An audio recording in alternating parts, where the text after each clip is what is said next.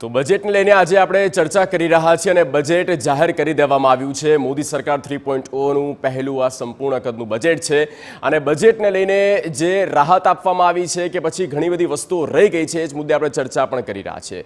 અને પ્રેરકભાઈ, બ્રેક પર જતા પહેલાં અજબ એક મોટી લિસ્ટ પણ કીધી કે શું રહી ગયું છે અને ખાસ એક અપેક્ષા હતી એ પરિપૂર્ણ થઈ નથી.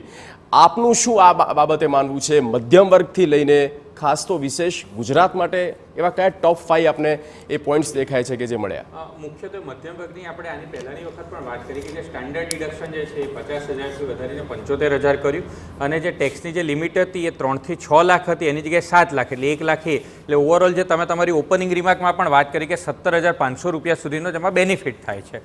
બીજી જે અહીંયા મુખ્ય વાત નીકળી રોજગાર માટેની, તો રોજગારની અંદર બંને પ્રકારના નીકળે છે. એક જે સરકાર દ્વારા રોજગાર મળે છે અને બીજું કે પ્રાઇવેટ કંપનીઓમાં દ્વારા રોજગાર મળે છે. તો પ્રાઇવેટ રોજગારનું સર્જન કેવી રીતે થાય છે સૌથી પહેલાં એ સમજવું પડે અને એના માટે કયું સેક્ટર મહત્વનું છે. સૌથી વધારે આપણો જીડીપી જો બનતો હોય એની ફોર્મ્યુલા જે છે C+G+I+NX. એમાં C એટલે કન્ઝ્યુમર સ્પેન્ડિંગ ને G એટલે ફેડરલ ગવર્મેન્ટ સ્પેન્ડિંગ. ફેડરલ ગવર્મેન્ટનું સ્પેન્ડિંગ જેટલું હોય કેપિટલ એક્સપેન્ડિચર એટલા પ્રમાણની અંદર એ રોજગારનું સર્જન થાય.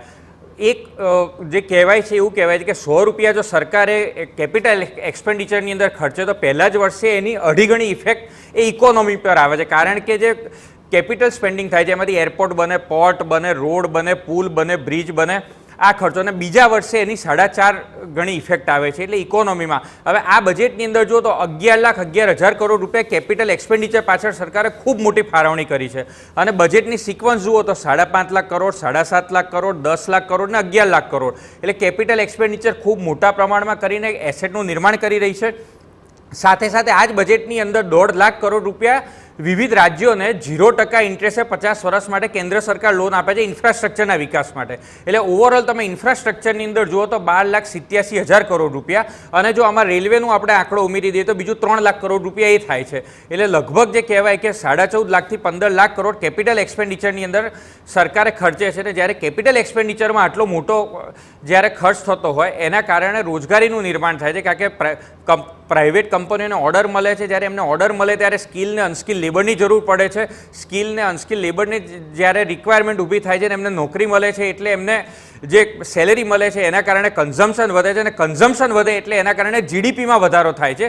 જે મેં આપણને ફોર્મ્યુલા જે તમને કીધી કે જે જીડીપીની જે ફોર્મ્યુલા છે એમાં પહેલો જે C કીધો કન્ઝ્યુમર સ્પેન્ડિંગ અને એમને આવક થાય એટલે જે કન્ઝમ્પશન વધે છે ને એના કારણે જીડીપીમાં વધારો થાય છે. એટલે ઓવરઓલ તમે જુઓ કે આ જે આખું જે બજેટ જે છે એ બજેટનું જો કોઈ ગ્રોથ એન્જિનની વાત કરવી હોય તો કેપિટલ એક્સપેન્ડિચર છે. અને જ્યારે અત્યારે વૈશ્વિક આવી પરિસ્થિતિ છે એક પછી એક દેશોએ સૌથી વધારે છેલ્લા 150 વર્ષની અંદર સૌથી વધારે દેશોએ નાદારી નોંધાઈ હોય તો આ છેલ્લા 2.5 થી 3 વર્ષની અંદર નોંધાઈ છે.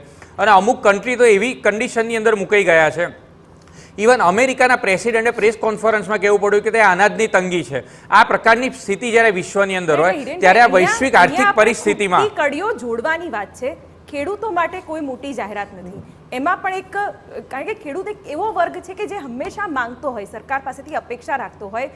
આપણે જાણે કે કહેવાય ને કે જે એ વર્ગ છે હંમેશા વંચિત જ કેમ રહે છે એ પણ એક સવાલ ચોક્કસથી એટલે પ્રેરકભાઈ જે બધું કીધું કે આટલા કરોડો રૂપિયા ના કર્યું તે કર્યું, આ બધું કર્યા પછી પણ ગુજરાતી અને ભારતીયના તો એક જ પેલી કહેવત છે ને 52 બગડ્યા એ પ્રકારની પરિસ્થિતિ છે. ના જે એમ્પ્લોયમેન્ટ કરતો એટલે કે સરકારી નોકરી કરતો વ્યક્તિ જે ઇન્કમ ટેક્સ ભરે છે એને પણ કંઈ રાહત નથી મળી, જે એમ્પ્લોયમેન્ટ ઈચ્છી રહ્યો છે એને પણ કોઈ રાહત નથી મળી રહી.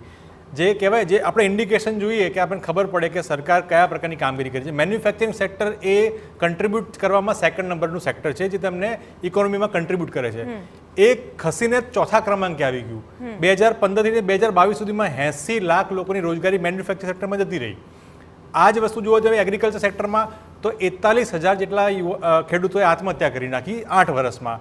એમ્પ્લોયમેન્ટની વાત કરીએ તો એમ્પ્લોયમેન્ટમાં સેમ પરિસ્થિતિ થઈ કે 15,000 યુવાનોએ ખાલી એમ્પ્લોયમેન્ટ ન હોવાના કારણે એમની પોતાની આત્મહત્યા કરી છે.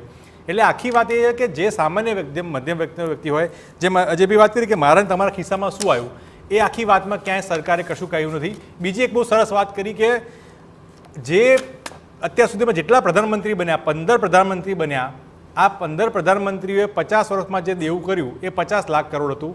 આ એકલા માત્ર પ્રધાનમંત્રી એવા છે છેલ્લે 10 વર્ષમાં 150 લાખ કરોડનું દેવું કર્યું. એ દેવું ઘટાડવાની વાત ક્યાંય કરવામાં નથી આવી. જેમ તમારી તબિયત ખરાબ હોય ને આપણે એનો એક્સરે કાઢીએ આપણને ખબર પડે કે આટલી આટલી વસ્તુ તકલીફ છે, એમ ઇકોનોમીનો એક્સરે કરવો હોય તો આપણને ખબર પડે કે આ નોટ તમે થોડી ઝૂમ કરજો તો ખબર પડે કે આ ડોલર છે. આ ડોલર જે છે એ 2014માં મેમાં 63 રૂપિયા મળતો હતો.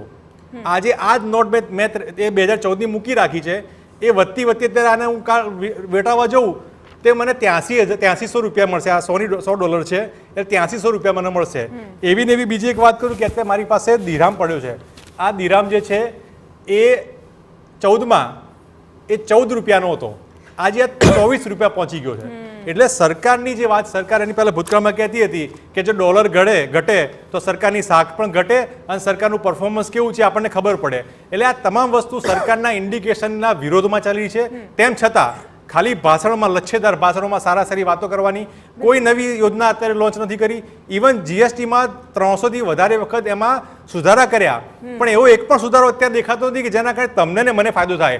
18% આપણે આપીને ટેલિકોમ સર્વિસીસ આપણે લઈ રહ્યા છીએ. એવું કહીને છોડી દેવામાં આવ્યું છે. મયુરભાઈને પૂછીએ કે જીએસટીને સરળ બનાવીશું, પણ કેવી રીતે સરળ બનાવવા માટે જીએસટીમાં જે નક્કર પગલાં લેવાની જરૂર હતી એમાંથી કોઈ પણ બજેટના ભાષણમાં મેડમે કોઈ એનાઉન્સમેન્ટ કરી નથી. માત્ર કસ્ટમ ડ્યુટીના અમુક રેટ્સની ચર્ચા કરી છે અને જીએસટીમાં જે એપેલેટની ઇસ્યુ જે છે એની ચર્ચા કરી છે. બાકી જીએસટીમાં જે સુધારા નક્કરની જરૂર છે, જેમ હિરેનભાઈએ કીધું કે 300થી વધારે વખત સુધારા જીએસટીમાં કરી ચૂકી છે, પરંતુ સરળીકરણ થયું નથી, જે ખરેખર સાચી વાત છે. લગભગ 230 જેટલા સર્ક્યુલર જે છે એના પર આખું જીએસટી ચાલે છે. 2017માં જે ઓરિજિનલી એક્ટ લાવવામાં આવ્યો હતો એ એક્ટ તમે અત્યારે ખોલીને વાંચો તો એ તમને કોઈ ઉપયોગી જ નથી એવું કહી શકાય. ઓનલી સર્ક્યુલર્સ જે નવા ડે બાય ડે ઇસ્યુ થાય. હવે અત્યારે હું તમારી જોડે અત્યારે 1:30 વાગે ચર્ચા કરી રહ્યો છું, પણ સાંજે 5 વાગે જીએસટીનો સર્ક્યુલર કોઈ ઇસ્યુ થઈ જાય તો એ મારી વાત ખોટી થઈ શકે. બિલકુલ. દિવ્યાંગભાઈ, તમે જે ક્ષેત્ર સાથે જોડાયેલા છો એને સંલગ્ન જો વાતો કરવામાં આવે તો સ્કિલ ડેવલપમેન્ટની વાત કરી, સ્ટાર્ટઅપ્સની વાત કરી, પણ એવો માહોલ બનાવવા માટે સરકાર કંઈ એવું બેકઅપ પ્લાન નથી આપી રહી જેથી કરીને કોઈ એવી હિંમત પણ કરે કે સાહસ કરી શકે કે હું સ્ટાર્ટઅપ કરું કે હું સ્કિલ ડેવલપ કરીને મારું કંઈક ચાલુ કરું. ક્યાંક એવી જાહેરાતો ખૂટી એવું લાગ્યું. અને અપેક્ષા હતી કે નવી યુનિવર્સિટી લોન્ચ કરશે. જે છે એને સાચવે તો સારું છે. ધારો કે જે અનાઉન્સમેન્ટ છે એ રીતનું છે કે એમ્પ્લોયમેન્ટ આપણે કહીએ છીએ અનએમ્પ્લોયમેન્ટનો પ્રશ્ન છે, પણ સામે એમ્પ્લોયરને પણ સ્કિલ માણસ મળી નથી રહ્યા. તો એના ડેવલપમેન્ટ માટે જે વાત કરી રહી છે, પણ સ્કિલ ડેવલપમેન્ટ એ એવી વસ્તુ નથી કે તમે એક દિવસ, એક મહિનો કે 6 મહિનામાં ડેવલપ કરો. એ કન્સિસ્ટન્સ એફોર્ટ્સ રિક્વાયર થશે, જેના માટે જે બજેટ આપવામાં આવ્યું છે એમએસએમઈ માટે પણ લોન, મુદ્રા લોનની લિમિટ વધારવામાં આવી છે. તો આ બધા ફેક્ટરને લીધે જો એને ક્યાંક ટેક્સ એક્ઝેમ્પશન હોય, ક્યાંક એની પ્રોસિજરિયલ ફ્લો જે છે એને સ્મૂથ કરવાની કોઈ વાત હોય, તો એવી ક્યાંય વાત નથી કરવામાં આવી. અનાઉન્સમેન્ટ કર્યા પછી તમારી પ્રોસિજર જ એટલી કોમ્પ્લેક્સ છે, માણસ એવું કહેશે કે રહેવા દેને ભાઈ નથી કરવું. સો બેટર છે કે the focus should be on like procedural flow. એક અનાઉન્સમેન્ટ હોવું જોઈએ. જે મુદ્રા લોન છે તો એના ક્રાઇટેરિયા કોઈ ડિફાઇન નથી કે ભાઈ તમે 20 લાખ સુધી આપશો તો કયા બેઝ ઉપર આપશો, કોને આપશો. તો જો એ એમએસએમઈને ડેવલપ કરવામાં આવે, બિઝનેસ મેનને થોડો સપોર્ટ કરવામાં આવે તો જનરેશન, એમ્પ્લોયમેન્ટ જનરેશન થશે, સાથે સ્કિલ ડેવલપમેન્ટ જે આવી રહ્યું છે તો એને અનુરૂપ. ધારો કે સેમિકન્ડક્ટર ઇન્ડસ્ટ્રીની વાત કરીએ છીએ કે ભાઈ કંપની આવશે, બધી વાતો આપણે સાંભળીએ છીએ, પણ એના માટે તમારી જોડે માણસ જ નથી. તો કંપનીએ પ્રિપેર કરવા પડશે. ધારો કે ટાટા નેનો જ્યારે આવી તો એ લોકોએ 10 પાસ, 12 પાસ, 10 ફેલ લોકોને ટ્રેનિંગ આપી જે 1 વર્ષ સુધી ચાલે.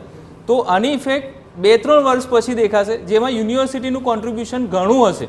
તો ત્યાં જો એ રીતે કોર્સિસ ચાલે છે કે નહીં, એનઈપીની વાત ચોપડા ઉપર થાય છે. હજુ ગવર્મેન્ટ યુનિવર્સિટી ફેલ છે એનઈપીને પોતાના કરિક્યુલમમાં લાવવા માટે, તો એ કોઈ વાત નથી થઈ. આ આખી ચર્ચાનું કન્ક્લુઝન એવું હોવું જોઈએ કે જો સરકાર સપના મોટા દેખાડે છે તો અપેક્ષાઓ પણ મોટી હશે અને આ અપેક્ષાઓ પર પૂર્ણ થવું પડશે, ખરા ઉતરવું પડશે સરકારે. એ જ પ્રકારની જાહેરાતો હવે બજેટને સંલગ્ન આગામી દિવસોમાં થાય એ જ મધ્યમ વર્ગ ઈચ્છી રહ્યો છે. આપ તમામ અમારી સાથે જોડાયા તે બદલ આપનો ખૂબ ખૂબ આભાર. જગદીશ, આપનો પણ આભાર. બિલકુલ. તો આ હતી આજની અમારી વિશેષ રજૂઆત. મને અને શિવાની રજા આપશો, પણ હા, બજેટ રહ્યું છે તેને લઈને ઘણી બધી